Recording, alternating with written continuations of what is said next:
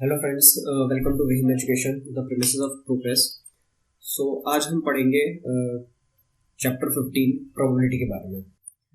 तो प्रोबेबिलिटी ये चैप्टर आपने क्लास 9th में भी पढ़ा होगा, बट दोनों में डिफरेंस ये है कि क्लास 9th में आपको एक्सपेरिमेंटल प्रोबेबिलिटी थी, बट क्लास 10th में आपके पास थ्योरेटिकल प्रोबेबिलिटी है।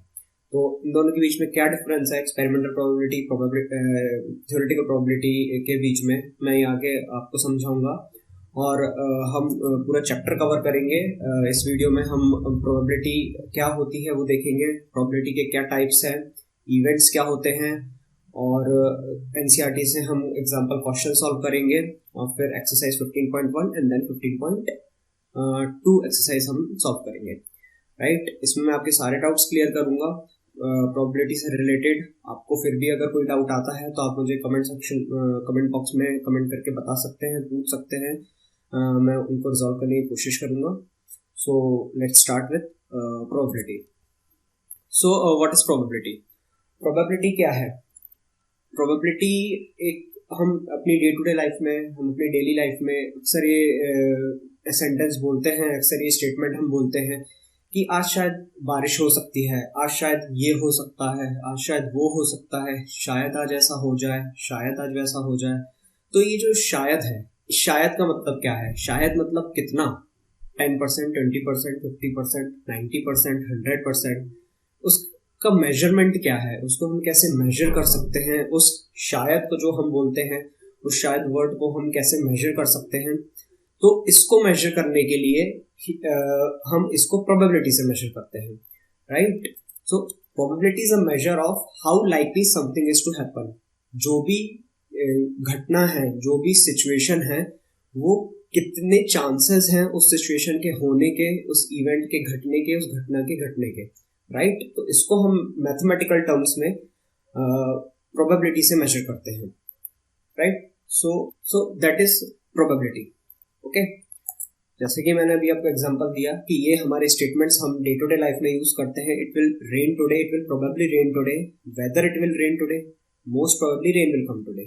आज शायद बारिश हो सकती है, क्या आज बारिश होगी? चांसेस ज्यादा है कि आज बारिश हो सकती है। राइट, तो ये जो कुछ हमारे स्टेटमेंट्स हैं, कुछ हम बोलते रहते हैं अपनी डेली लाइफ में, अपनी दिन भर की दिनचर्या में, हम इस ऐसे सेंटेंसेस का काफी यूज कर सकते हैं। तो उनका जो मेजरमेंट होता है, उस शायद वर्ड का जो चांसेस है, उसका जो मेजरमेंट है मैथमेटिकल टर्म्स में, हम उसको प्रोबेबिलिटीज मेजर करते हैं।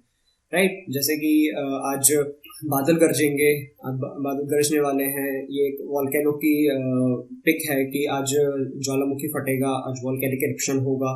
तो ये कुछ गैसेस हैं जो हम लगाते हैं, जो हम प्रेडिक्शंस करते हैं कि शायद आज ऐसा होगा, वैसा होगा। ये हम प्रोबेबिलिटी से मेजर कर सकते हैं। प्रोबेबिलिटी के टाइप्स कितने होते हैं? जैसे कि मैंने आपको बताया था, there are 2 types of probability. आपने क्लास 9th में पढ़ा होगा एक्सपेरिमेंटल प्रोबेबिलिटी के बारे में, जिसको हम एम्पायरिकल प्रोबेबिलिटी भी बोलते हैं। अभी क्लास 10th में आपको है थ्योरेटिकल प्रोबेबिलिटी। इन दोनों के बीच में क्या डिफरेंसेस हैं, क्या फर्क है, ये अभी हम आगे चल के देखेंगे। So what is experimental probability? नाम से ही पता चल रहा है, experimental probability is found by repeating an experiment and observing the outcomes. Experimental probability जो होती है वो हम एक्सपेरिमेंट कर करके निकालते हैं। मतलब हम एक बार एक्सपेरिमेंट करते हैं, उसका आउटकम लिखते हैं, हम दूसरी बार एक्सपेरिमेंट करते हैं, उसका आउटकम लिखते हैं, बार बार एक्सपेरिमेंट करते हैं, 10 बार, 100 बार, 1000 बार, बार बार एक ही एक्सपेरिमेंट को हम रिपीट करते हैं, और हर बार जो भी उसका रिजल्ट होता है वो हम ऑब्जर्व करते हैं और उसको एक पेन पेपर पे लिख लेते हैं। और फिर जो हम प्रोबेबिलिटी जो हमारी निकलती है वो होती है हमारी एक्सपेरिमेंटल प्रोबेबिलिटी, क्योंकि हमने एक्सपेरिमेंट करके उस प्रोबेबिलिटी को मेजर किया है, एक्सपेरिमेंट कर करके वो प्रोबेबिलिटी हमने निकाली है। So that is our experimental probability. Example, tossing a coin 10 times और 100 टाइम्स और 1000 टाइम्स। आप एक कॉइन को टॉस करते हैं, एक बार करते हैं, 2 बार करते हैं, 10 बार करते हैं, 100 बार करते हैं, 1000 बार करते हैं।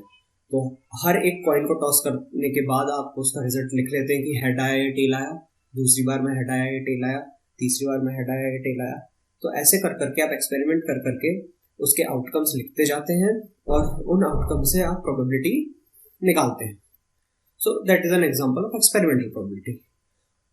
सेकेंड एग्जाम्पल है प्रोबेबिलिटी ऑफ गेटिंग 1 2 3 4 5 और 6 बाय रोलिंग ए डाइस। आप एक डाइस रोल करते हैं। डाइस आप जानते होंगे जो हम लूडो में यूज करते हैं। लूडो खेलते टाइम हम डाइस को रोल करते हैं, उसमें 1 से लेकर 6 नंबर होते हैं। तो या तो उसमें 1 आ सकता है, 2 आ सकता है, 3 आ सकता है, 4 आ सकता है, 5 आ सकता है, 6 आ सकता है।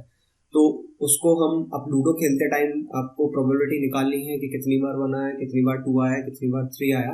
तो वो हम एक्सपेरिमेंट कर रहे हैं, हम खेल रहे हैं और उसके आउटकम निकाल रहे हैं। तो प्रोबेबिलिटी हम मेजर कर रहे हैं, राइट। सो एक्सपेरिमेंटल प्रोबेबिलिटी का फॉर्मूला होता है number of trials in which event happen divided by total number of trials. So ये प्रोबेबिलिटी जो है, P मतलब प्रोबेबिलिटी, E मतलब इवेंट। अब ये इवेंट क्या होता है, अभी के लिए इवेंट में आगे चल के और डिटेल में समझाऊंगा। इवेंट अभी आप समझ लीजिए कि इवेंट इज सिचुएशन, कोई भी एक घटना को हम इवेंट बोल सकते हैं। इसका नंबर ऑफ ट्रायल्स, ट्रायल्स क्यों है ये, because we are trying it, right, we are experimenting it और trying it, right. Number of trial in which event happen divided by total number of trial, मतलब total number हमने कितनी बार experiment किया और कितनी बार वो इवेंट यानी कि वो घटना हुई, राइट। तो इस फॉर्मूले से हम एक्सपेरिमेंटल प्रोबेबिलिटी हमारी निकाल सकते हैं। अभी इसको हम आगे चल के प्रैक्टिकली जब भी न्यूमेरिकल सॉल्व करेंगे इसको देखेंगे कि ये कैसे वर्क करता है, इसका सिग्निफिकेंस क्या है। सो example, tossing a coin 10 times और 100 टाइम्स, राइट। तो ये फॉर्मूला मैंने लिखा हुआ है यहाँ पे। हम इसको यूज करके इसकी प्रोबेबिलिटी निकालेंगे। Probability of getting head while tossing a coin 10 times, right. आपने 10 टाइम्स एक्सपेरिमेंट किया एक कॉइन से, एक कॉइन को टॉस किया, कॉइन को उछाला और 10 टाइम्स आपने एक्सपेरिमेंट किया। तो उसकी हमें प्रोबेबिलिटी निकालनी है कि हेड कितनी बार आया। हम देखते हैं टोटल नंबर ऑफ ट्रायल्स हमें डिनोमिनेटर में लिखना है, कितनी बार हमने एक्सपेरिमेंट किया है 10 टाइम्स, राइट। अब मान लीजिए आपने 10 टाइम्स कॉइन को टॉस किया, उसमें से 8 टाइम्स हेड आया आपका, राइट। तो प्रोबेबिलिटी कितनी हो गई, 8 डिवाइडेड बाय 10 इक्वल टू 0.8।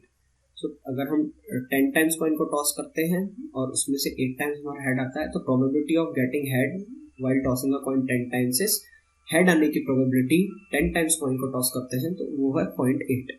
ऐसे ही अगर आपने 100 टाइम्स टॉस किया है तो डिनोमिनेटर में 100 आ जाएगा। टोटल नंबर ऑफ आपने कितनी बार ट्राई किया है, कितनी बार एक्सपेरिमेंट किया है और कितनी बार वो आउटकम आपको मिला है, आप जिसकी प्रोबेबिलिटी निकाल रहे हो। ऐसे ही अगर आप 1000 टाइम्स ट्राई करते हैं तो 1000 डिनोमिनेटर लिखेंगे टोटल नंबर ऑफ, और कितनी बार हेड आया है या कितनी बार टेल आया है, राइट। तो ये हम ऐसे प्रोबेबिलिटी निकाल सकते हैं। वैसे ही हम probability of getting a number, अगर आपने डाइस रोल किया है तो probability of getting 1 while rolling a dice, 2 times dice role किया है या 10 टाइम्स डाइस रोल किया है और उसमें से आपके पास कितनी बार 1 आया है, आपने 10 टाइम्स डाइस रोल किया है और आपके पास उसमें से 2 टाइम्स 1 आया है, तो 2/10 यानी कि 0.2 इसकी प्रोबेबिलिटी होगी, राइट। सो ये कुछ छोटे एग्जाम्पल्स हैं, बेसिक एग्जाम्पल्स हैं। मैं आगे चल के और डिटेल में हम डिस्कस करेंगे कि क्या सिग्निफाई करते हैं ये, कैसे हम इसको निकाल सकते हैं, right. So types of probability, कितनी टाइप्स की प्रोबेबिलिटी होती है। अभी मैंने आपको एक्सपेरिमेंटल प्रोबेबिलिटी बताई है, ये थ्योरेटिकल प्रोबेबिलिटी। तो थ्योरेटिकल प्रोबेबिलिटी हमारी क्या होती है, प्रैक्टिकल सिचुएशन में, रियल लाइफ सिचुएशन में हम बार बार एक्सपेरिमेंट नहीं कर सकते। आप हर चीज़ का एक्सपेरिमेंट करके प्रोबेबिलिटी नहीं निकाल सकते। कुछ चीज़ें, कुछ सिचुएशंस ऐसी होती हैं, कुछ प्रोबेबिलिटी आपको ऐसे निकालने पड़ सकती है कि आपको थ्योरेटिकल प्रोबेबिलिटी से आपने जो एक्सपेरिमेंटल प्रोबेबिलिटी से आपने जो प्रोबेबिलिटी निकाली है उसकी कैलकुलेशन के हिसाब से आप थ्योरेटिकली उस इवेंट की प्रोबेबिलिटी निकालें। एग्जाम्पल ये कि प्रैक्टिकल सिचुएशन में हर चीज़ का एक्सपेरिमेंट करना पॉसिबल नहीं होता, वो फिजिबल नहीं होता, या तो वो एक्सपेंसिव होता है या सिर्फ वो फिजिबल होता है, अनफिजिबल होता है। तो थ्योरेटिकल प्रोबेबिलिटी को हम डेफिनेशन के टर्म्स में अगर देखें तो क्या बोल सकते हैं, theoretical probability is what is expected to happen, कि क्या एक्सपेक्टेड है, क्या हो सकता है, हम थ्योरेटिकली निकाल रहे हैं कि क्या हो सकता है। It can be found without experiment, हमें एक्सपेरिमेंट करने की जरूरत नहीं है उसके लिए, हमें 10 बार 100 बार 1000 बार एक्सपेरिमेंट नहीं करना है, हमें सिर्फ ये डिसाइड करना है कि क्या आउटकम हो सकते हैं, उस बेसिस पे हम थ्योरेटिकली प्रोबेबिलिटी निकालते हैं। उसका एग्जांपल देखें तो अभी मैंने आपको बताया था कि कॉइन 10 टाइम्स टॉस हुआ, 100 टाइम्स टॉस हुआ, 1000 टाइम्स टॉस हुआ, बट अगर कॉइन 1 करोड़ टाइम्स मुझे टॉस करना है या 1 बिलियन टाइम्स टॉस करके मुझे प्रोबेबिलिटी निकालनी है उसकी, तो it is not practically possible, right. 1 crore बार मैं कॉइन को हाथ से टॉस नहीं कर सकता, या 1 बिलियन टाइम्स को मैं कॉइन को हाथ से टॉस नहीं कर सकता, सो इट्स अनप्रैक्टिकल, राइट। और probability of launching a satellite without any failure, right. मुझे सैटेलाइट लॉन्च की है मैंने, मुझे प्रोबेबिलिटी निकालनी है कि क्या चांसेस हैं, कितने इसके 10% चांसेस है फेल होने के, 20% चांसेस है फेल होने के, मतलब कितनी प्रोबेबिलिटी है इसके फेल होने की या सक्सेस होने की। तो मैं सिर्फ प्रोबेबिलिटी निकालने के लिए उस सैटेलाइट को 10 बार लॉन्च तो करूंगा नहीं, कि मैंने 10 बार लॉन्च किया और हर बार देखा कि कितनी बार सक्सेस हुआ है लॉन्च और कितनी बार फेल हुआ है, फिर मैं प्रोबेबिलिटी निकालूंगा, right. Because it's unpractical and it's too expensive. सिर्फ प्रोबेबिलिटी निकालने के लिए मैं एक सैटेलाइट को 10 बार लॉन्च नहीं करूंगा, राइट। तो इसकी प्रोबेबिलिटी हम एक थ्योरेटिकल प्रोबेबिलिटी का फॉर्मूला यूज करते हैं, तो और इन प्रोबेबिलिटीज को निकालने के लिए हम उस फॉर्मूले से इनकी प्रोबेबिलिटी निकालते हैं, राइट।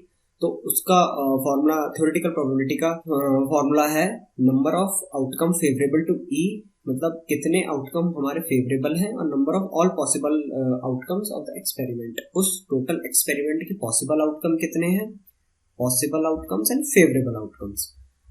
देखिए दोनों का तरीका सेम ही है प्रोबेबिलिटी निकालने का, it's just difference in terminology में डिफरेंस है, कहने के तरीके में डिफरेंस है, एंड जो फॉर्मूले में हम जो वर्डिंग्स यूज करते हैं उसमें डिफरेंस है। अभी आगे चल के हम देखेंगे तो आपको और क्लियर होगा और अंडरस्टैंडिंग आएगी कि इन दोनों की प्रोबेबिलिटी निकालने का तरीका वही है, राइट। सो अगर आपको कोई भी डाउट आता है, बीच में कुछ भी डाउट है, तो कमेंट बॉक्स में आप उस डाउट को पूछ सकते हैं मुझसे, definitely I will clarify it in case of any doubt, right. So अब हम आते हैं इवेंट पर। तो इवेंट क्या है? Event is just a situation, okay. एक इवेंट बेसिकली, एक इवेंट क्या होता है हमारी डे टू डे लाइफ में, इवेंट मतलब कोई भी एक घटना, कोई भी एक सिचुएशन, राइट। प्रोबेबिलिटी में इवेंट क्या है कि सेट ऑफ आउटकम्स हमारे इवेंट है, ठीक है। हमने एक कॉइन एक बार टॉस किया, हेड आया, तो हेड हमारा एक इवेंट हो गया, event of getting a head. दूसरी बार कॉइन टॉस किया, टेल आया, तो getting a tail is an event. हमने ये एक्सपेरिमेंट किया है, इसका आउटकम ये आया है। तो आउटकम जो है, सेट ऑफ आउटकम, मतलब 10 बार हमने एक्सपेरिमेंट किया होगा तो 10 आउटकम होंगे हमारे पास, उन 10 के सेट को हम इवेंट, हर एक आउटकम को हम इवेंट बोल सकते हैं, राइट। सो अगर मैं इसको डेफिनेटिव टर्म्स में बोलूँ, अगर मैं इसकी डेफिनेशन बोलूँ, तो a probability event can be defined as a set of outcome of an experiment. एक एक्सपेरिमेंट के आउटकम्स के सेट को मैं एक इवेंट बोल सकता हूँ। In other words, an event in probability is the subset of respective sample space. अब इसका क्या मतलब हुआ कि an event in probability is the subset of respective sample space. अब ये सैंपल स्पेस क्या होती है? सैंपल स्पेस ये होती है कि उस एक्सपेरिमेंट के जितने भी पॉसिबल आउटकम हो सकते हैं उसको सैंपल स्पेस बोलते हैं। फॉर एग्जाम्पल, आपने एक डाइस थ्रो किया, अब एक डाइस थ्रो करने का सैंपल स्पेस क्या हो सकता है? डाइस थ्रो करने का सैंपल स्पेस क्या होता है? सैंपल स्पेस क्या होता है हमारा? Set of all possible outcome, मतलब उस आउटकम के जितने भी पॉसिबल सेट हो सकते हैं। आप एक डाइस थ्रो करते हो तो पॉसिबल कितनी वैल्यूज हो सकती है? ज़्यादा से ज़्यादा कितनी वैल्यूज आ सकती हैं? 6 ही वैल्यूज आ सकती हैं। वो 6 वैल्यू क्या होंगी? 1 2 3 4 5 6, राइट। इसके अलावा तो कुछ नहीं आ सकता। आप एक डाइस थ्रो करते हो, 1 2 3 4 5 6 के अलावा कुछ नहीं आ सकता। तो एक डाइस थ्रो करने का सैंपल स्पेस क्या हो गया हमारा 1 2 3 4 5 6। आप एक कॉइन टॉस करते हो तो उसका सैंपल स्पेस आपका क्या हो गया, कॉइन टॉस करने का आपका सैंपल स्पेस क्या हो गया, हेड हो गया और टेल हो गया। हेड और टेल के अलावा तो कुछ नहीं आ सकता। तो मतलब ये सारे पॉसिबल आउटकम है, मतलब सारे ऐसे आउटकम, सारे ऐसे रिजल्ट्स जिनके अलावा आप सारे रिजल्ट्स आपके उसी में ही कवर हो जाए, राइट। तो सैंपल स्पेस क्या है, एक एक्सपेरिमेंट के outcome, all possible outcome, not only outcome, all possible outcome, ठीक है। इसको हम डायग्रामेटिकली समझते हैं कि फॉर एग्जांपल ये हमारा सैंपल स्पेस है, राइट। ये एक सर्कल है, ये हमारा पूरा सैंपल स्पेस है। मैं एक एग्जांपल, जैसा मैंने एक डाइस के थ्रू मैंने एक डाइस रोल किया, उसका सैंपल स्पेस क्या होगा मेरा 1 2 3 4 5 6, ओके। ये मेरा एक सैंपल स्पेस है। अब इवेंट क्या होगा मेरा एक इवेंट में एक ही आउटकम आएगा, राइट। एक बार मैं डाइस थ्रो करूंगा तो सारे नंबर तो मेरे नहीं आ जाएंगे 1 2 3 4 5 6। मैं एक बार डाइस रोल करूंगा तो 1 2 6 में से एक ही नंबर आएगा, तो वो मेरा एक इवेंट हो गया। तो वो मेरा एक इवेंट हो गया, राइट। और फिर मैं दूसरी बार डाई थ्रो करूंगा तो भी कोई भी नंबर आ सकता है 1 से लेकर 6 में, तो वो भी मेरा एक इवेंट हो गया। तो मेरे जितने भी इवेंट हैं वो मेरे इस सैंपल स्पेस के अंदर ही होंगे। ये मेरा सर्कल है सैंपल स्पेस का, और जितने भी मेरे इवेंट होंगे वो मेरे इस सैंपल स्पेस के अंदर ही होंगे, राइट। सैंपल स्पेस से बाहर तो कोई नहीं जाएगा। फॉर एग्जांपल ये ई मेरा इवेंट हो गया, इवेंट ऑफ गेटिंग 2, और बी मेरा एक इवेंट हो गया, इवेंट ऑफ गेटिंग 3, राइट। तो ये मेरे इवेंट्स होते हैं, और इवेंट जो होते हैं मेरे उस सैंपल स्पेस के अंदर ही लाई करते हैं, right. So this is an event it's just situation. अगर हम मैथमेटिकल टर्म्स के बाहर बोलें और प्रोबेबिलिटी में बोलें तो event is a set of outcome of an experiment. एक एक्सपेरिमेंट के जो भी आउटकम्स होते हैं उनको हम इवेंट्स बोलते हैं। टाइप्स ऑफ इवेंट, इवेंट कितने टाइप्स के होते हैं? There are different types of events. Events काफ़ी तरह तरह के इवेंट होते हैं प्रोबेबिलिटी में, उनको हम देखते हैं। These are the events, elementary events जिनको हम सिंपल इवेंट्स ही बोलते हैं, complementary events, impossible events, sure event, certain event, independent dependent events and mutually exclusive event. So देखते हैं हम ये क्या होते हैं। एलिमेंट्री इवेंट, एलिमेंट्री इवेंट क्या होता है? जिसका सिर्फ एक ही आउटकम होता है वो एलिमेंट्री इवेंट होता है। जिसका सिर्फ एक ही आउटकम होता है, इसका मतलब क्या है? इसका मतलब ये है, आप कोई भी एक्सपेरिमेंट करते हो, जो भी आउटकम आता है, राइट, जो भी आउटकम आता है उसका सिर्फ वही एक पॉसिबल आउटकम होना चाहिए, राइट। इसको मैं एग्जांपल से समझाता हूँ। Probability of getting a head when a coin is tossed, right. आपने एक कॉइन टॉस किया, उसका सैंपल स्पेस क्या है? हेड है और टेल है, ओके। उसका सैंपल स्पेस हेड है और टेल है। अब हेड और टेल में से हेड आने की पॉसिबिलिटी कितनी है? एक ही बार पॉसिबिलिटी है, क्योंकि दो ही चीजें हमारे पास, या तो हेड आएगा या तो टेल आएगा। अब हेड आने की पॉसिबिलिटी कितनी है? एक बार ही है, ओके। तो इसकी प्रोबेबिलिटी क्या हो गई? 1/2, ओके, या तो यानी कि 0.5, राइट। तो ये हमारा एक एलिमेंट्री इवेंट हो गया। क्यों? एलिमेंट्री इवेंट की डेफिनेशन क्या है? An event having only one outcome, सिर्फ एक ही आउटकम होना चाहिए। तो हेड और टेल है, वैसे ही टेल आने की पॉसिबिलिटी क्या है हमारे पास? टेल आने की पॉसिबिलिटी भी 1 है, डिवाइड बाय 2। टोटल कितने आउटकम है हमारे पास? 2 आउटकम है, और फेवरेबल आउटकम कितने हैं? 1 आउटकम है।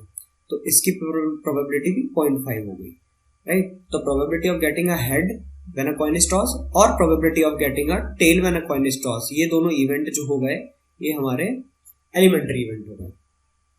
ठीक, जैसे कि आपने देखा था कि फॉर्मूला क्या था थ्योरेटिकल प्रोबेबिलिटी निकालने का? नंबर ऑफ फेवरेबल आउटकम, ये हमारा फेवरेबल आउटकम है, divided by total number of outcome. Total outcome कितने हैं हमारे पास? 2। टोटल आउटकम कितने हैं? 2 हैं। टोटल आउटकम हम कैसे निकालेंगे? सैंपल स्पेस में से। तो हमारे पास 2 टोटल आउटकम है, या तो हेड आ सकता है तो टेल आ सकता है। अब हेड एक बार कॉइन टॉस होगा तो हेड कितनी बार आएगा? एक ही बार आ सकता है, क्योंकि हेड और टेल ही है। तो आउटकम कितना हो गया एक एक्सपेरिमेंट का? उसका एक ही हो गया। 1/2 तो ये दोनों जो है एलिमेंट्री इवेंट है। वैसे ही probability of getting 1 when a dice is thrown, अब एक डाइस थ्रोन हुआ तो उसका सैंपल स्पेस हमारे पास क्या था, 1 2 3 4 5 6, राइट। तो अब 1 कितनी बार आ सकता है, एक बार डाई थ्रो करने पे 1 कितनी बार आ सकता है, 1 एक ही बार आ सकता है, या तो 1 आएगा या तो 2 आएगा, 3 4 5 6 इनमें से, बट 1 तो एक ही बार आएगा। तो टोटल नंबर ऑफ आउटकम कितने हमारे 6 है। प्रोबेबिलिटी ऑफ गेटिंग 1 एक ही बार आ सकता है, तो 1/6 इसकी ये प्रोबेबिलिटी हो गई, राइट। 1/6 ऐसे रैशनल फॉर्म में भी लिख सकते हैं, डेसिमल फॉर्म में भी लिख सकते हैं। तो ये हमारे एलिमेंट्री इवेंट हो गए कि only one an event having only one outcome of the experiment, एक एक्सपेरिमेंट का एक ही, उस इवेंट के लिए उस एक्सपेरिमेंट का एक ही आउटकम है, तो ये हमारे लिए एलिमेंट्री इवेंट हो गए, राइट। तो जैसे कि आप देख सकते हैं ऑल एलिमेंट्री इवेंट का सम 1 होता है, राइट। सारे एलिमेंट्री इवेंट का सम अगर आप यहाँ देखोगे तो ये हेड गेटिंग हेड की प्रोबेबिलिटी 0.5 है, गेटिंग टेल की प्रोबेबिलिटी भी 0.5 है, इनका अगर आप सम करेंगे तो 1 होगा, राइट। ऐसे ही probability of getting 1 when a dice is thrown, तो वो 1/6 है। वैसे ही probability of getting 2 when a dice is thrown, इसकी प्रोबेबिलिटी भी 1/6 होगी। प्रोबेबिलिटी ऑफ गेटिंग 3 की भी प्रोबेबिलिटी 1/6 होगी। इन सब की प्रोबेबिलिटी 1/6 होगी। तो अगर आप 1/6 प्लस 1/6 प्लस 1/6 इन सबको अगर आप सम करेंगे 6 टाइम्स, राइट, इन सबको अगर आप सम करते हैं तो 6/6 जो कि 1 आता है। मतलब कोई भी एक एक्सपेरिमेंट के जितने भी एलिमेंट्री इवेंट्स होंगे, कोई भी एक्सपेरिमेंट ले लो, उस एक्सपेरिमेंट के जितने भी एलिमेंट्री इवेंट्स होंगे उनका सम 1 आएगा, right. Complementary event, complementary events क्या होते हैं, कोई भी एक इवेंट है वो दूसरे इवेंट के कॉम्प्लीमेंट्री है। इसका मतलब ये है कि अगर ये इवेंट आता है मेरा तो दूसरा इवेंट जो है वो सैंपल स्पेस में से अगर हम उस इवेंट को माइनस कर दें तो दूसरा इवेंट बन जाएगा। इसको मैं बताता हूँ। फॉर अभी अगर आप डेफिनेशन इसकी देखोगे तो for any event E there exist another event E, complement को हम ये बार से डिनोट करते हैं, राइट। या तो आप बार से डिनोट कर सकते हो या तो आप ई कॉम्प्लीमेंट ऐसे भी लिख सकते हो।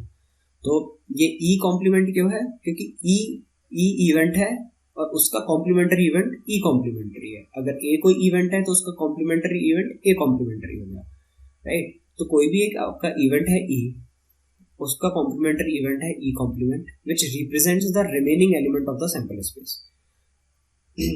इसका मतलब आपका सैंपल स्पेस हुआ, फॉर एग्जांपल आपका सैंपल स्पेस ये है हेड और टेल, ठीक है। और आपका एक इवेंट है event of getting head.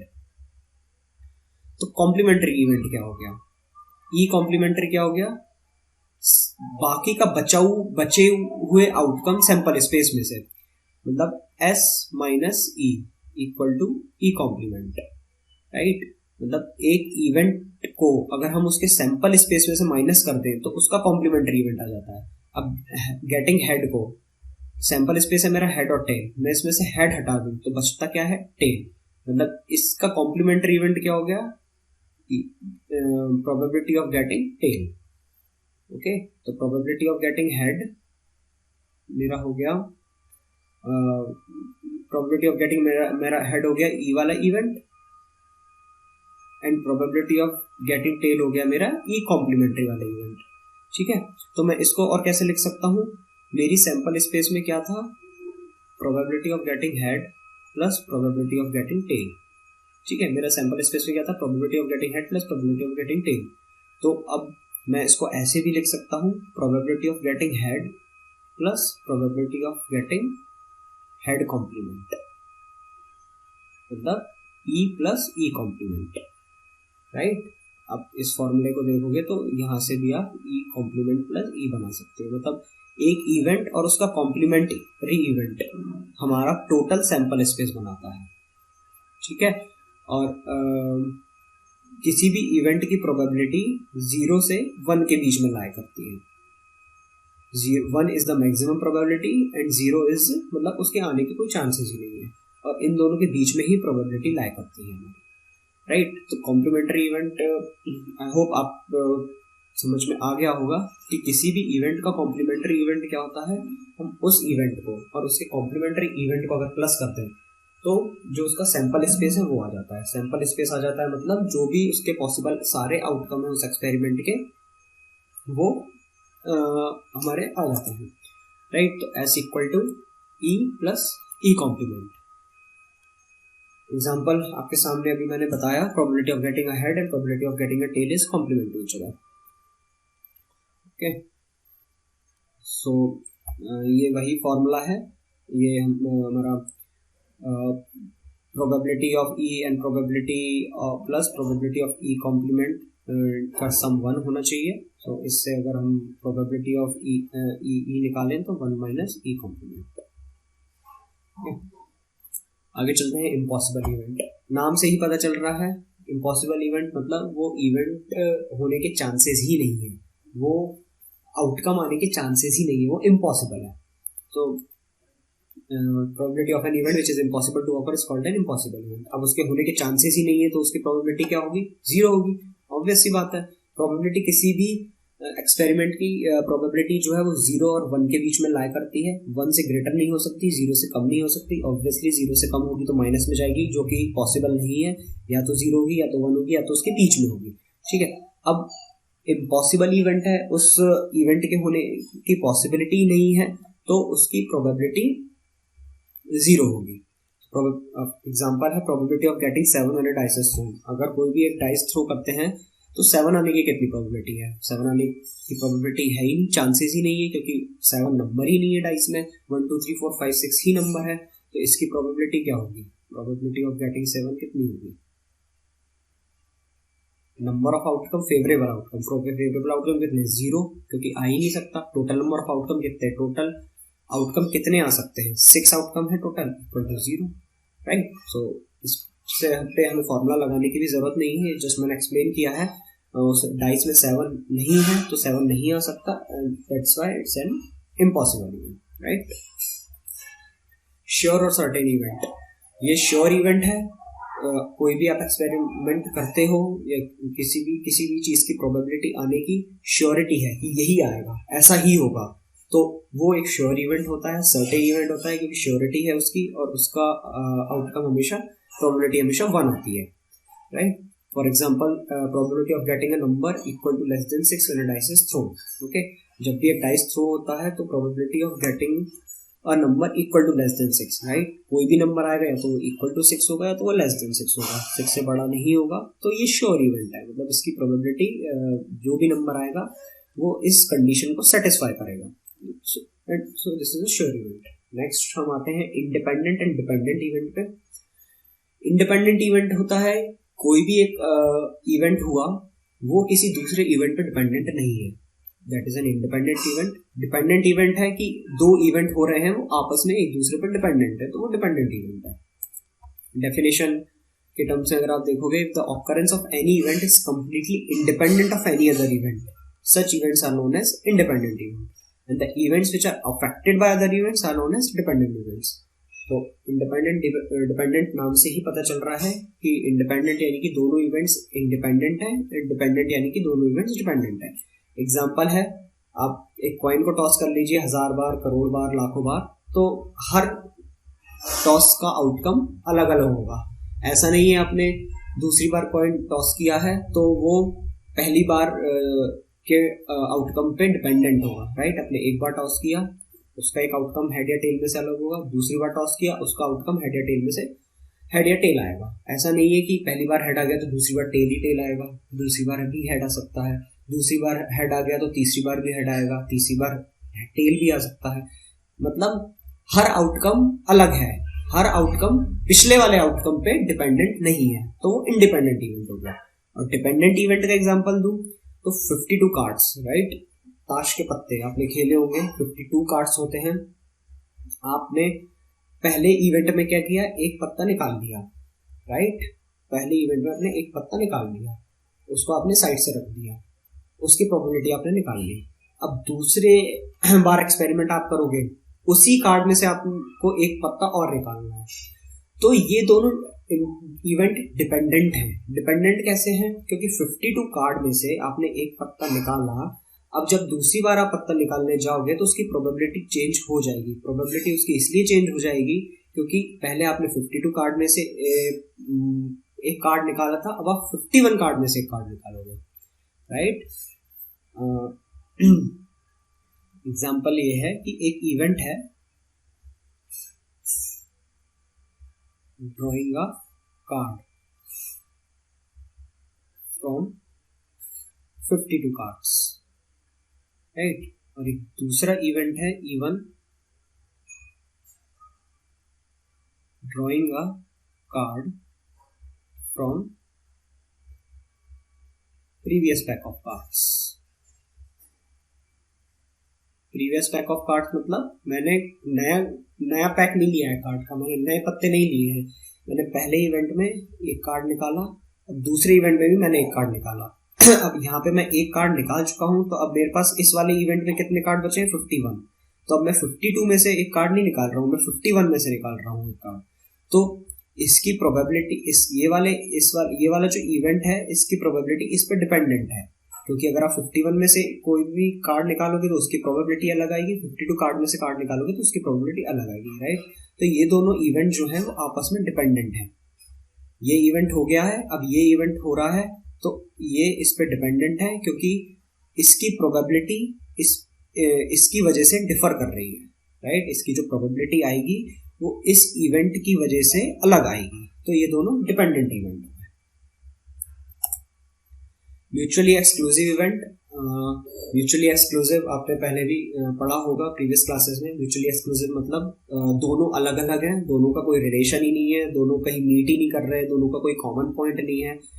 It's just like a independent event ही बोल सकते हैं हम। बट इंडिपेंडेंट इवेंट और म्यूचुअली एक्सक्लूसिव इवेंट में डिफरेंस अभी मैं बताऊंगा आपको। इसको अगर आप इसकी डेफिनेशन देखो, if the occurrence of one event has nothing to do with occurrence of another event, such events are mutually exclusive event, right. तो ये एक तरीके के इंडिपेंडेंट इवेंट्स ही हैं कि दोनों इवेंट का आपस में कोई लेना देना ही नहीं है, ना उनका कोई कॉमन पॉइंट है, ना वो कोई आगे चल आपस में कोइंसाइड करेंगे, ना कोलाइड करेंगे, राइट। फॉर एग्जाम्पल इसमें एग्जाम्पल लिया है डाइस का, probability of getting number less than 3 and probability of getting number greater than 4, right. Rolling the dice 1 2 3 4 5 6, तो probability of getting number less than 3, ठीक है। लेस देन 3 की probability, उसका sample space क्या होगा? सैंपल स्पेस अगर हम निकालें तो 1 और 2, ठीक है। और sample space of getting number greater than 4, इसका सैंपल स्पेस क्या होगा? 5 और 6। तो ये दोनों कहीं मीट ही नहीं कर रहे, मतलब 1 2 एक अलग ही नंबर है, 5 6 एक अलग ही नंबर है। मतलब इसकी प्रोबेबिलिटी जो भी आती है, इसकी प्रोबेबिलिटी जो भी आती है, उन दोनों का आपस में कोई रिलेशन ही नहीं है। मतलब म्यूचुअली एक्सक्लूसिव इवेंट है ये, कहीं आपस में एक दूसरे को इफेक्ट नहीं कर रहे हैं, एक दूसरे से कुछ शेयर नहीं कर रहे हैं, मतलब म्यूचुअली एक्सक्लूसिव इवेंट है। So it's just like a independent event only the difference is in their terms. तो अब हम एग्जाम्पल्स पे आते हैं। ये था पूरा थ्योरेटिकल पार्ट, ये अभी तक जो मैंने बताया ये पूरा थ्योरेटिकल पार्ट था कि प्रोबेबिलिटी क्या होती है, इवेंट्स क्या होते हैं। ये आपको आगे चल के न्यूमेरिकल प्रॉब्लम्स में काम आएंगे, प्रोबेबिलिटी की डेफिनेशन काम आएगी। ये प्रोबेबिलिटी का फॉर्मूला है जो कि आप पूरे चैप्टर में यूज़ करोगे, number of favourable outcome divide by total number of outcome. Probability का फॉर्मूला है, इसको याद रखना। बहुत सिंपल है, इसको याद रखने में कोई टफ फॉर्मूला नहीं है। सो अब हम एग्जाम्पल्स करते हैं, numericals. Find the probability of getting a head when a coin is tossed once, also find the probability of getting a tail. बहुत ही सिंपल सा क्वेश्चन है, हमें प्रोबेबिलिटी निकालनी है गेट हेड आने की जब एक कॉइन टॉस हुआ है, और टेल आने की, right. So let E B the event of getting a head। आप ई की जगह कुछ भी ले सकते हो, ये ई एक वेरिएबल है, ई ले सकते हो, आप एच ले सकते हो, कुछ भी ले सकते हो। हम एच ले लेते हैं, H be the event of getting a head and T be the event of getting a tail, right. तो प्रोबेबिलिटी का फॉर्मूला क्या है? Number of outcome divided by number of favourable outcome divided by total possible outcome, right. तो probability head की probability क्या हो जाएगी? All possible outcome. All possible outcome कितने हैं मेरे? हेड आ सकता है, टेल आ सकता है, तो दो ही पॉसिबल आउटकम है। और फेवरेबल आउटकम कितने हैं? 1, क्योंकि एक ही बार आ सकता है, एक बार टॉस करने पे एक ही बार हेड आएगा या तो एक ही बार टेल आएगा। इसकी प्रोबेबिलिटी 0.5 हो गई। And probability of getting tail equal to 1/2, इसकी भी प्रोबेबिलिटी 0.5, राइट। तो ये बहुत सिंपल बेसिक सा क्वेश्चन था। Next, a ball contains a red ball, a blue ball and a yellow ball. A bag contains a red ball, a blue ball and a yellow ball. All the balls being of the same size, Kritika takes out a ball from the bag without looking into it. What is the probability that she takes out the yellow ball, red ball and blue ball, right? एक bag है, उसके अंदर 3 ball है, एक red colour की, एक blue colour की, एक येलो कलर की। All the balls being of the same size, सारी बॉल एक ही साइज की है। ये इसलिए दिया हुआ है आपको सारी बॉल एक ही साइज की है क्योंकि आप जब भी उस बैग में से एक बॉल निकालो, आप ये आइडेंटिफाई ना कर पाओ कि इस बॉल का कलर क्या है, क्योंकि अगर बॉल डिफरेंट साइज की हो सकती तो हो सकता है आप बॉल निकालते टाइम आप ये अंदाजा लगा सकते हैं कि ये बड़ी बॉल है, ये इस कलर की होगी, ये छोटी बॉल है इस कलर की होगी, राइट। तो इस स्टेटमेंट का देने का मतलब ही यही है कि all balls being of the same size का मतलब ये है कि आप ये आइडेंटिफाई नहीं कर सकते, right. So Kritika takes out a ball from the bag without looking into it, बिना देखे कृतिका ने एक बॉल बैग से निकाली। तो हमें प्रोबेबिलिटी निकालनी है कि येलो बॉल की प्रोबेबिलिटी कितनी है, रेड बॉल की प्रोबेबिलिटी कितनी है, ब्लू बॉल की प्रोबेबिलिटी कितनी है, राइट। सो फर्स्ट हम येलो बॉल की प्रोबेबिलिटी निकालते हैं। Let Y be the probability y be the event of getting yellow ball. So coming to first part, yellow ball, let y be the event of getting a yellow ball, right। y हमारा event हो गया, तो probability, उस event की probability कितनी हो गई? उसका फॉर्मूला क्या है? Number of all possible outcome. तो पॉसिबल आउटकम सारे कितने हैं? या तो येलो होगी, या तो रेड होगी, या तो ब्लू होगी। 3 पॉसिबल आउटकम। फेवरेबल कितने हैं? एक टाइम पे एक ही कलर निकलेगा, तो अगर येलो बॉल निकलता है तो फेवरेबल आउटकम हमारे पास येलो का 1 है, तो उसकी प्रोबेबिलिटी 1/3 हो गई। वैसे ही red ball, probability of getting red ball are 1/3। और अगर थर्ड क्वेश्चन भी अगर ऐसे ही सॉल्व करो तो probability of getting blue ball is also 1/3, right. तो सबकी प्रोबेबिलिटी 1/3, 1/3, 1/3। अगर आप देखोगे कोई भी एक एक्सपेरिमेंट है, उसकी प्रोबेबिलिटी का सम 1 होना चाहिए, राइट। तो अगर मैं इन तीनों की प्रोबेबिलिटी का सम निकालूं, ये मेरा एक एक्सपेरिमेंट है और इसकी प्रोबेबिलिटी का सम मेरे पास 1 आना चाहिए। तो 1/3 + 1/3 + 1/3 = 1, okay. Next question. Suppose we throw a die once. What is the probability of getting a number greater than 4? Okay. First question. Let up say E be the event of getting number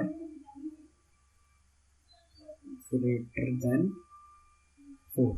Okay. तो number of possible favourable outcome मेरे पास कितने होंगे? Number of favourable outcome, right. इसका sample space अगर मैं देखूं तो क्या होगा? मेरा सैंपल स्पेस 1 2 3 4 5 और 6, राइट। फेवरेबल आउटकम कितने होंगे? फेवरेबल मतलब जो हमें चाहिए। हमें क्या चाहिए? Number greater than 4।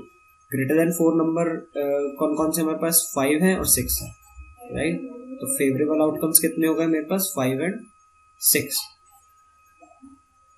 तो इसकी प्रोबेबिलिटी अगर मैं निकालूं तो पॉसिबल आउटकम, मेरे पास टोटल पॉसिबल आउटकम कितने हैं? 6 हैं। और number of outcomes favourable to E, number of outcomes favourable to E कितने हैं? 5 और 6, यानी कि पॉसिबल फेवरेबल मेरे पास नंबर क्या क्या है 5 और 6 है, और नंबर ऑफ आउटकम कितने हो गए मेरे पास 2 1 2 राइट। तो 2 मेरे पास नंबर ऑफ फेवरेबल आउटकम है, मतलब जो मैं चाहता हूँ। फेवरेबल मतलब जो मैं आउटकम चाहता हूँ। मैं कितने आउटकम चाहता हूँ?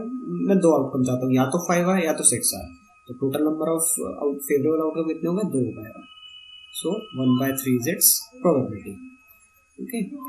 Second question is, what is the probability of getting a number less than or equal to 4? ठीक है, तो probability of getting a number less than equal to 4 कितना हो गया?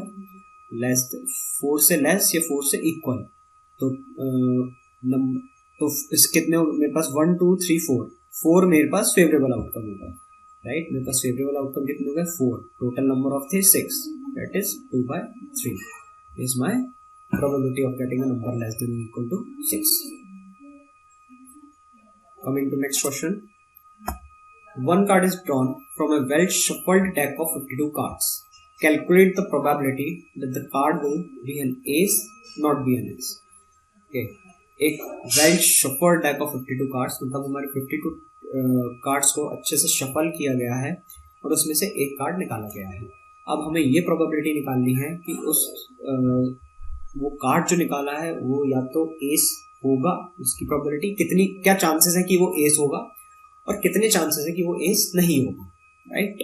तो जैसे कि आप जानते हैं, आप सबने कार्ड्स खेले होंगे। 52 कार्ड्स होते हैं एक डेक में, डेक बोल सकते हैं, पैक ऑफ कार्ड्स बोल सकते हैं, anything you can call it. 52 cards होते हैं which is divided into 4 categories. 4 categories में डिवाइडेड होते हैं। हर एक कैटेगरी के 13 कार्ड्स होते हैं, राइट। वो 4 कैटेगरी कौन कौन सी हैं? स्पेड्स, हार्ट्स,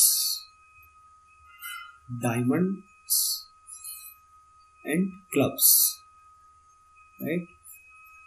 स्पेड्स के 13 कार्ड्स, हार्ट्स के 13 कार्ड्स, डायमंड्स के 13 कार्ड्स, क्लब्स के 13 कार्ड्स, टोटल 52 कार्ड्स, ओके। और हर 13 कार्ड्स में से हमारे पास क्या क्या होते हैं? एस, जिसको हम इक्का बोलते हैं, इक्का सॉरी, के जिसको हम बादशाह बोलते हैं, किंग, क्वीन जिसको हम रानी बोलते हैं, गुलाम, जे जिसको हम जैक बोलते हैं।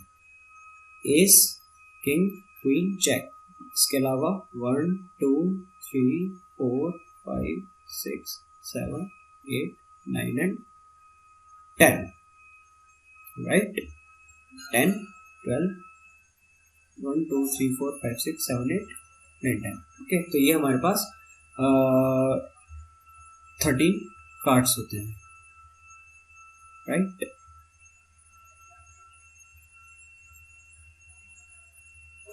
तो अब हमें प्रोबेबिलिटी निकालनी है that it will be an S,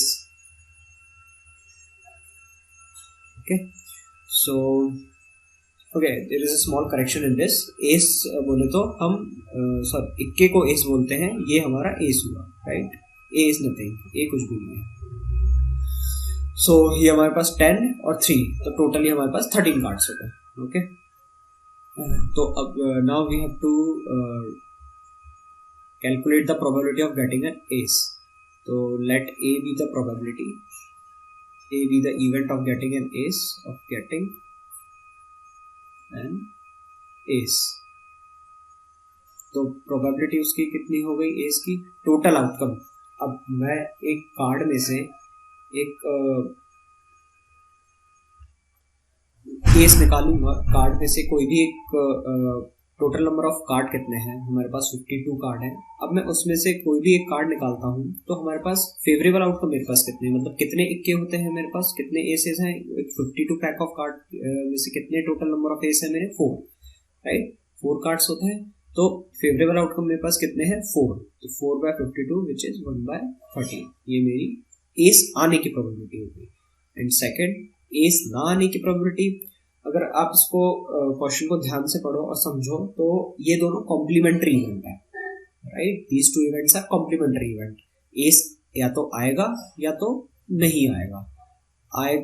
आएगा की प्रोबेबिलिटी है 1/13, तो नहीं आएगा की प्रोबेबिलिटी, इसको हम ऐसे भी लिख सकते हैं ए कॉम्प्लीमेंट्री, मतलब एस आने की प्रोबेबिलिटी 1/13 है, तो एस ना आने की प्रोबेबिलिटी कितनी होगी, हम उसकी प्रोबेबिलिटी को 1 में से माइनस कर देंगे। इसको अगर हम 1 में से माइनस करें विच इज 12/13। ओके, तो एस ना आने की प्रोबेबिलिटी हमारे पास हुई 12/13। Going forward to next question. Two players, Sangeeta and Reshma, play a tennis match. It is known that the probability of Sangeeta winning the match is 0.62. What is the probability of Reshma winning the match? ये बहुत ही simple question है, ये भी complementary event है। दो player हैं, Sangeeta and Reshma. अब ये टेनिस मैच खेल रही है, तो अब इन दोनों में से एक ही प्लेयर जीतेगा, या तो संगीता जीतेगी या तो रेशमा जीतेगी, राइट। अब हमें पता है कि संगीता के जीतने की प्रोबेबिलिटी कितनी है, 0.62। तो रेशमा के जीतने की प्रोबेबिलिटी कितनी होगी, ये भी दोनों कॉम्प्लीमेंट्री इवेंट है। इसके जीतने की प्रोबेबिलिटी 1 - 0.62, जो कि हमारे पास आती है 0.38, राइट। Next question.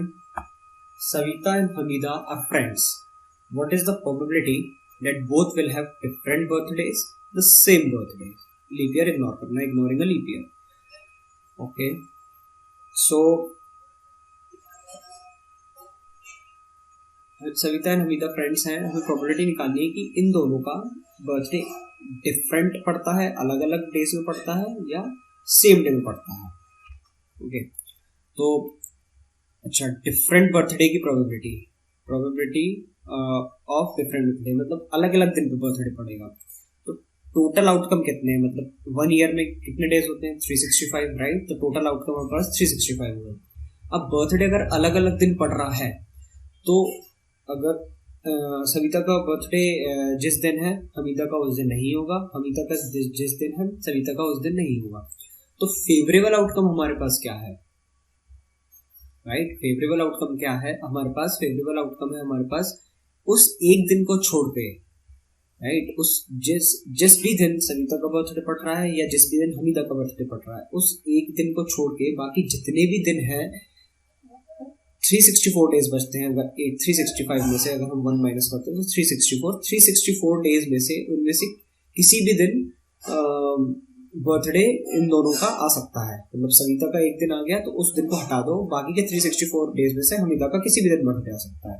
अगर हमीदा का जिस दिन आ गया उसको हटा दो, तो बाकी के बचे जो 364 डेज है उन डेज में से सविता का किसी भी दिन आ सकता है। तो हमारे पास फेवरेबल आउटकम कितने हैं, 364, और टोटल नंबर ऑफ आउटकम कितने, 365, right. So this is our solution. And coming to next, the same birthday. अगर एक ही दिन बर्थडे है तो 365 में से कोई सा भी दिन ले लो, कोई सा भी एक दिन, राइट। बर्थडे एक ही दिन आता है तो 365 डेज में से कोई भी एक दिन ले लो जिसमें उनका बर्थडे आ रहा है, और डिवाइडेड बाय 365 में से हम टोटल नंबर ऑफ आउटकम में से हम कोई भी एक दिन ले रहे हैं, तो वो हमारी डिफरेंट बर्थडेज की प्रोबेबिलिटी होगी, right. Next question. There are 40 students in class 10th of a school, of whom 25 are girls and 15 are boys. The class teacher has to select one student as a class representative. She writes the name of each student on a separate card, the cards being identical. Then she puts cards in a bag and stirs them thoroughly. She then draws one card from the bag. What is the probability that the name written on the card is the name of a girl and a boy? Okay. तो एक class में 40 students हैं, total 40 students हैं, जिसमें 25 girls हैं and 15 boys हैं, right.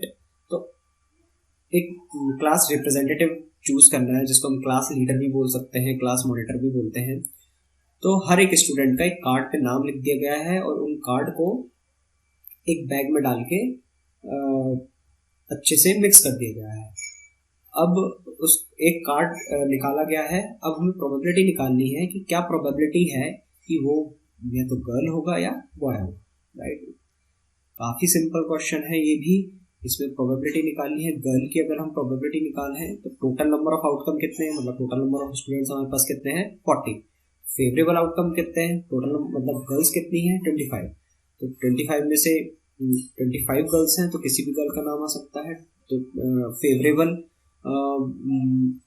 Outcome कितने हमारे पास 25, टोटल नंबर ऑफ कितने 40, तो 25/40 अगर इसको हम डिवाइड करें तो 5/8, राइट। ये हमारी गर्ल की प्रोबेबिलिटी हो गई। And probability of getting a boy का नेम आएगा, टोटल आउटकम 40 है हमारे पास और टोटल बॉयज है 15, तो 15/40 3/8, ओके 3/8 हमारी बॉय की प्रोबेबिलिटी।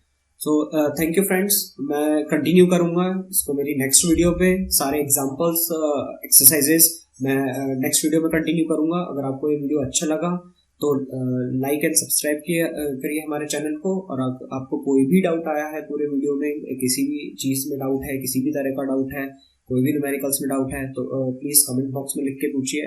और कोई भी इम्प्रूवमेंट की ज़रूरत है आपको तो आप कमेंट बॉक्स में लिख के बताइए कि क्या अच्छा लगा आपको। अच्छा लगा तो इस वीडियो को लाइक कीजिए। Thank you.